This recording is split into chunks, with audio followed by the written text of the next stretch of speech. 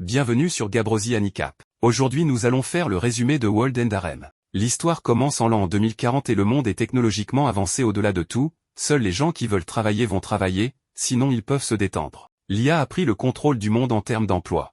Reito est un garçon ordinaire qui poursuit des études de médecine dans l'espoir de devenir médecin, mais il est lui-même rongé par une maladie. Une maladie qui n'a pas encore de remède, mais il peut survivre en utilisant la technologie du sommeil froid, ou comme on l'appelle l'hibernation. Tant que le remède à la maladie n'aura pas été créé, Reito dormira en attendant le remède. Le dernier jour, Reito décide d'avouer ses sentiments à Elisa, son amour de longue date. Il semble avoir de sérieux problèmes d'engagement et a attendu jusqu'au dernier jour. Elisa ne peut pas donner sa réponse, comment le pourrait-elle? C'était si soudain, mais Reito s'en fiche, il ne peut pas lui demander de l'attendre pendant 5 ans de toute façon. Reito se rend ensuite au cabinet du médecin où il sera endormi. Aux côtés de son grand frère Ryu et de sa petite sœur Mahiru, les deux seuls membres de sa famille encore en vie. Alors qu'il est prêt pour la procédure, Elisa arrive également, ce qui prouve qu'elle l'aime bien après tout. C'est un soulagement pour un homme qui va passer les 5 prochaines années en mode Captain America. Il lui donne son médaillon en guise de garde et se dirige à nouveau vers son avenir. La procédure commence alors, Reito est placé dans un récipient et le liquide s'y déverse, les voix de ses proches commencent à s'étouffer, et juste au moment où il s'évanouit, il peut faiblement entendre Elisa lui dire qu'elle attendra qu'il se réveille. Reito ouvre alors les yeux après 5 ans, et il est étrangement entouré d'infirmières, qui semblent toutes étrangement timides et excitées par lui. À côté de lui, une femme aux cheveux violets lui dit que nous sommes en 2045 et que Reito a dormi pendant les 5 années auxquelles il était destiné. Son accompagnatrice, Mira, la fille aux cheveux violets, l'emmène ensuite chez un médecin qui se tient prêt à vérifier ses signes vitaux. Reito demande au médecin s'il peut voir son médecin personnel. Mais la femme lui dit que son médecin n'est plus en vie. Tout semble bizarre et Reito devient de plus en plus confus. Reito est alors placé dans un limo où Mira lui explique ce qu'est le virus MK. Un virus tellement plus mortel que le corona qu'il a tué toutes les victimes en seulement 3 jours d'infection, même aujourd'hui, il n'y a pas de remède, la moitié de la population mondiale a disparu. Mira ouvre l'un des stores de la fenêtre et lui montre comment la société, autrefois technologiquement avancée, s'est effondrée. Reito pense qu'il s'agit d'une blague de mauvais goût, d'une farce, et il se précipite dehors en sautant de la voiture pour voir par lui-même. Ce qu'il voit le choque, il n'y a plus un seul homme, tout le monde est une femme et le monde n'a plus rien à voir avec ce qu'il était avant. La société est tombée dans le chaos. Mira et ses gardes se jettent sur Reito pour le protéger de la horde de femmes qui l'entourent. Une folle voit Reito et se jette sur lui, heureusement elle est maîtrisée sur le champ. Mira explique qu'il y a 4 ans, le virus MK, mâle killer virus, est apparu et a anéanti la population masculine. À l'exception de lui et de 4 autres hommes immunisés qui ont été congelés de la même façon, et qu'ils sont obligés d'avoir des enfants pour sauver l'humanité de l'extinction. L'histoire semble être tirée d'un roman de science-fiction, mais c'est la vérité et maintenant Reito fait partie d'un harem, qu'il le veuille ou non. Cependant, Reito est catégorique, il ne veut pas coucher avec des centaines de femmes juste pour avoir des enfants avec elles, au fond, il est toujours loyal envers Elisa. Pour convaincre Reito, Mira fait appel à sa sœur Mahiru. Mahiru, qui est maintenant une adolescente, arrive et explique que leur frère Ryu a contracté le virus et a dû être congelé pour sauver sa vie. Elle explique également qu'Elisa, qui était activement impliquée dans la recherche d'un remède contre le virus MK, a également disparu depuis 3 ans. Reito est désemparé et il appelle même Elisa, mais si c'était si simple. Elisa était vraiment perdue. Ce soir-là, Reito réalise à quel point les femmes sont sérieuses lorsque Mira arrive dans sa chambre et commence à se déshabiller devant lui pour lui demander sa semence. Reito l'arrête à mi-chemin et la renvoie, mais les choses vont devenir de plus en plus sérieuses à partir de maintenant. Reito élabore un plan. Le lendemain, lorsque Mira l'emmène voir le catalogue des femmes qu'il pourrait choisir et féconder, Reito demande 1 mois de délai pour trouver Elisa.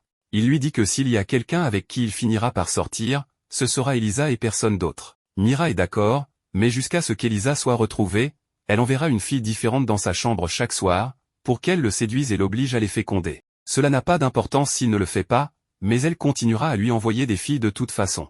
Ailleurs dans le même établissement se trouve un autre homme, qu'ils appellent le numéro 1 mais qui s'appelle Kiji Ino. Il est l'un des autres hommes immunisés contre le virus MK et a été le premier à être réveillé du sommeil froid. Contrairement à Reito, Kyoji profite de sa vie dans ce nouveau monde, il profite pleinement de sa virilité et couche avec 10 femmes par jour ou même plus qui sait, il a même le choix de coucher avec des actrices littéraires. Ce type vit son rêve. Reito, quant à lui, termine son repas et retourne dans sa chambre, où il rencontre Kyoji. Reito est vraiment mal à l'aise de voir à quel point Kyoji est franc et calme face à tout ce qui se passe, tandis que Kyoji n'arrive pas à croire que Reito est stupide de ne pas avoir saisi l'opportunité qui s'offre à lui. Les deux hommes se séparent mal à l'aise et Reito atteint finalement sa chambre et décide de prendre une douche pour se calmer et digérer tout ce qui s'est passé. Malheureusement pour lui, La femme que Mira avait promis d'envoyer à Akane arrive toute nue dans la douche à côté de Reito et tente de le séduire comme Mira l'avait promis. Elle s'en sort plutôt bien, mais Reta finit par échouer à cause de la pression. Lorsqu'il se réveille, Akane est là près du canapé, ivre,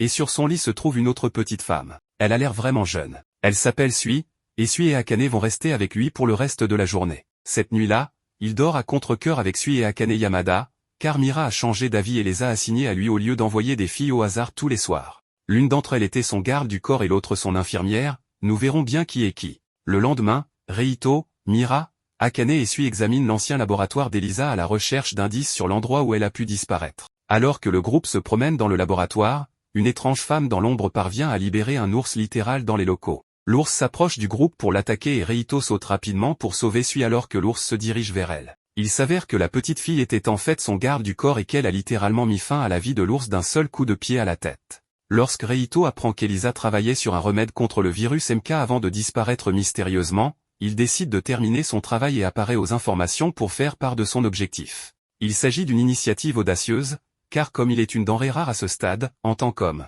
il aurait beaucoup d'ennuis à cause de cela. En fin de journée, Reito trouve un message enregistré dans le vieil ours en peluche d'Elisa, comme c'est pratique, où elle révèle que le virus MK est en fait une arme biologique fabriquée par l'homme. Bien qu'il connaisse ce méga secret, Reito décide de le garder pour lui. Il ne sait pas vraiment à qui il peut faire confiance. Il confie cependant à Mira qu'elle ressemble à Elisa et s'excuse de ne pas faire de bébé, mais elle lui répond que la meilleure solution est de travailler sur un remède. Pendant ce temps, un conseil de femmes se réunit. Elles ont l'air vraiment suspectes et semblent être à l'origine de toute cette situation dans le monde. Le conseil considère Reito comme une menace pour leur pouvoir et décide qu'il est temps de faire revivre un autre homme. Nous sommes alors ramenés une fois de plus en 2040. L'époque où la vie était plutôt normale. Shota Doi est un lycéen introverti qui subit les brimades de tous les élèves de son école parce qu'il a des goûts différents en matière de musique et de vie. Les brimades auxquelles le jeune homme est confronté sont incessantes, pratiquement partout où il va. Il est tourmenté par ses tyrans. En particulier Takamatsu et sa petite amie, Elisa, qui prennent un malin plaisir à torturer le pauvre Shota. Ses seuls alliés sont sa sœur Mayu et son professeur de musique Yuzuki Ani, les deux seules personnes qui lui sont chères. Cependant, tout comme Reito, Shota contracte également la maladie en 2040 et finit par sombrer dans le même sommeil glacial. 5 ans plus tard, Shota se réveille dans ce nouveau monde sans homme et reçoit l'aide d'une femme nommée Karen. Karen lui parle du virus MK et de ses effets sur le monde. Ce à quoi Shota réagit étonnamment bien.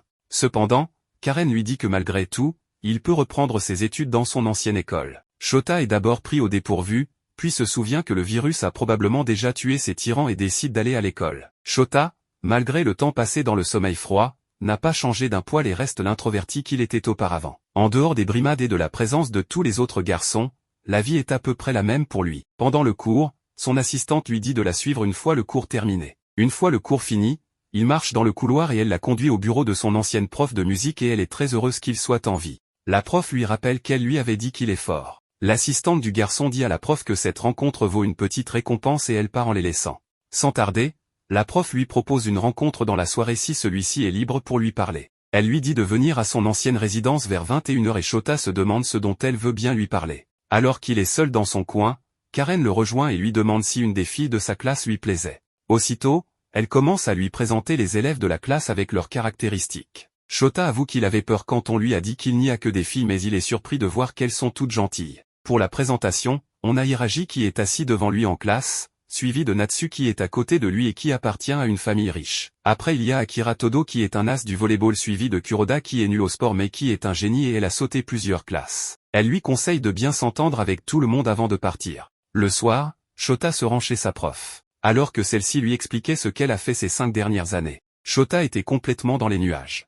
Après quelques instants, la prof éteint la lumière et pousse Shota sur le lit et bon je vous laisse vous faire votre propre idée de la suite. Le jour suivant, Shota se rend à l'école mais son esprit est fixé sur sa prof soudain, sa camarade Natsu s'approche de lui et lui demande ce à quoi il pensait. En réponse, il projette la vidéo d'une musique qu'il aime bien et Natsu la trouve aussi bien. Hiraji aussi s'immisce dans la conversation et dit qu'elle est une grande fan des artistes que Shota a projetés. Natsu se sent mise de côté alors elle part. Après sa discussion, il fait un petit tour par le gymnase où les filles s'entraînent. Soudain, le génie de la classe, Kuroda Shifuyu se pointe à côté de Shota et l'accuse de reluquer la poitrine des filles. Après cela, elle rentre dans le gymnase et défie Akira au volleyball qui est son domaine.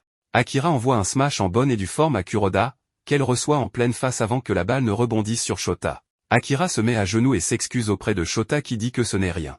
Après cet incident, Shota se rend en salle de musique où il est rejoint par Yuzuki qui s'excuse de l'avoir retenu trop tard hier. Elle lui demande si ce qui s'était passé hier l'a dérangé et Shota répond que pas du tout.